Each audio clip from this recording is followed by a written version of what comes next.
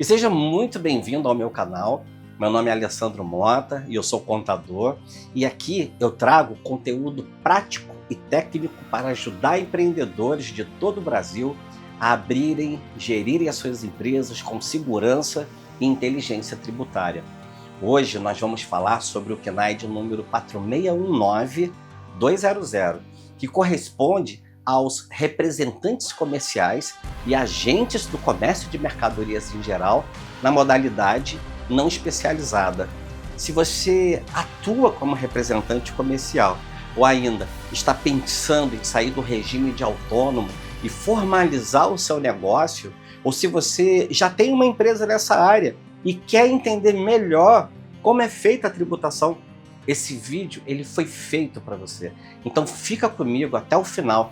Já de adianto, vai demorar um pouquinho, mas nele eu vou te responder quais são as 12 principais perguntas que todo representante comercial ele precisa ter muita clareza. Isso já precisa estar claro antes mesmo de abrir o CNPJ, porque são as mesmas dúvidas que chegam no meu escritório todos os dias. Então vem comigo, vamos lá. Antes de entrar nessas questões mais técnicas, é fundamental a gente entender o que esse CNAE ele abrange, porque isso é um ponto que gera muita confusão. O representante comercial nada mais é do que o agente do comércio, ele é o profissional ou ainda a empresa que atua como um intermediário entre produtores, fabricantes, importadores ou ainda distribuidores e os seus clientes, sem assumir a propriedade da mercadoria. Em outras palavras, essa pessoa ela não precisa comprar para revender, ela representa, ela prospecta clientes, ela negocia condições comerciais e recebe uma comissão por esse serviço, por essa intermediação. A classificação não especializada indica que o representante ele trabalha com mais de um segmento de mercado, não se restringindo a somente um único tipo de produto. Isso é o que diferencia essa CNAE dos demais códigos de CNAEs da família, 4611 até a 4618, que são especializadas por segmento, né? Então, quais são as CNAEs que devem existir no CNPJ de uma empresa de representação comercial? O CNAE principal, a gente já falou aqui, 4619-200. Mas, dependendo do segmento em que o representante vai atuar, eu costumo recomendar CNAEs secundários para ampliar legalmente o escopo de faturamento dessa empresa. Os mais utilizados são 4617-600 para representação de produtos alimentícios, bebidas, ou ainda o 4614-100 para máquinas e equipamentos, tem o 4616-800 para produtos têxteis e vestuário, ou ainda 7490-104 para intermediação e agenciamento de serviços e negócios.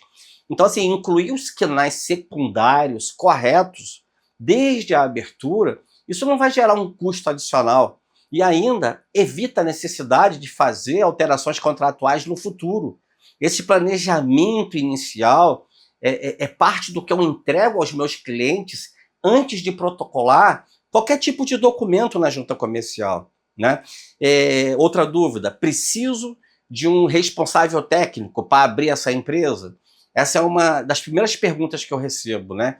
Para o CNAE 4619-200, não há exigência legal de responsabilidade técnica de profissional habilitado em conselho profissional específico para fins de abertura do CNPJ. Qualquer pessoa civilmente capaz, ela pode ser sócia, ela pode administrar uma empresa com essa CNAE. Esse é um ponto que simplifica muito o processo de constituição, mas que não elimina outras obrigações importantes que eu vou detalhar para vocês nos próximos blocos. Outro ponto importante, aqui nós temos uma particularidade que muitas pessoas desconhecem e que pode gerar consequências jurídicas sérias para quem não tem a orientação adequada. O CORE, Conselho Regional dos Representantes Comerciais. Esse é o órgão que regulamenta e fiscaliza a profissão de acordo com a Lei Federal número 4886 do ano de 65, que foi alterada pela Lei 8420 de 92, ele é obrigatório o registro para o exercício regular da atividade de representação, tanto para a pessoa física quanto para a pessoa jurídica. Isso quer dizer que, na prática, a empresa ela deve providenciar o registro do CORE no estado onde ela está sediada, e sem esse registro, os contratos de representação comercial eles passam a ser contestados na justiça. E o representante ele fica sem respaldo legal para cobrar comissões em caso de inadimplência da representada. O registro ele protege tanto o representante quanto a empresa representada. E é um dos primeiros passos que eu oriento meus clientes a providenciarem logo após a constituição da empresa. E essa é uma das perguntas que mais agrada quem está abrindo uma empresa de representação comercial. O QNAI 4619200 ele é classificado como uma atividade de baixo risco, de acordo com a Lei da Liberdade Econômica, que é a Lei Federal 13874, lá do ano de 2019, assim, e a resolução CG 551 também daquele mesmo ano. Isso significa que a empresa ela pode ser constituída e iniciar suas atividades imediatamente após o registro na junta comercial, sem necessidade de vistorias prévias ou licenças especiais para começar a operar.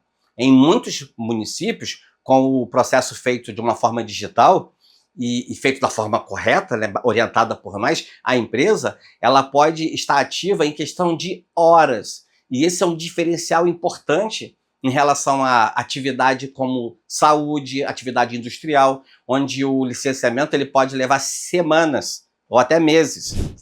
É necessário aprovação no Corpo de Bombeiros ou ainda licença da Vigilância Sanitária para ter uma empresa de representação comercial? A regra geral diz que não. Para representação comercial operada em escritório ou home office, sem recebimento de mercadorias, sem circulação significativa de clientes no local, não será exigido o AVCB do Corpo de Bombeiros e nem licença da Vigilância Sanitária Municipal, estadual ou federal. Mas presta atenção, se no futuro a empresa passar a estocar ou distribuir fisicamente produtos, especialmente produtos alimentícios, cosméticos, farmacêuticos, as licenças correspondentes, elas passarão a ser exigidas. Então, sempre que houver uma mudança relevante na operação, o ideal é você acionar o contador para que ele possa reavaliar o enquadramento e as obrigações da sua empresa. Eu posso usar meu endereço residencial para abrir uma empresa de representação comercial? Essa é uma dúvida também muito comum. E a resposta é sim, mas com algumas condições importantes. Primeiro, você precisa verificar se a legislação do seu município permite o uso comercial em zona residencial. Isso é regulado pelo plano diretor e pela lei de zoneamento de cada cidade. Segundo, se o imóvel ele for dentro de um condomínio fechado, seja ele horizontal ou vertical, verifica se a convenção, se o estatuto, né, porque existem condomínios que eles restringem, né, ou até proíbem o uso comercial nas unidades. Para a representação comercial, o home office é perfeitamente adequado do ponto de vista operacional, porque a atividade ela é exercida externamente, junto aos clientes da representada, sem exigir um fluxo de pessoas ou de mercadorias no endereço. Isso reduz de forma muito significativa o custo fixo inicial, que é sempre um ponto positivo para quem está começando. Além do CORE, existem outros cadastros que podem ser necessários dependendo dos produtos que a empresa vai representar. E organizar essa parte é algo que eu faço para todos os meus clientes nessa área. Se a empresa for representar produtos agropecuários, pode ser necessário o cadastro no MAPA, Ministério da Agricultura. Se forem produtos sujeitos à vigilância sanitária, como alimentos industrializados, cosméticos, pode ser necessário fazer o cadastro na Anvisa. E se houver operações envolvendo a Zona Franca de Manaus, o cadastro na SUFRAMA. Para a maioria das empresas de representação comercial, em geral, o único cadastro obrigatório, além do CNPJ, é o registro no CORE. Mas cada caso tem suas particularidades.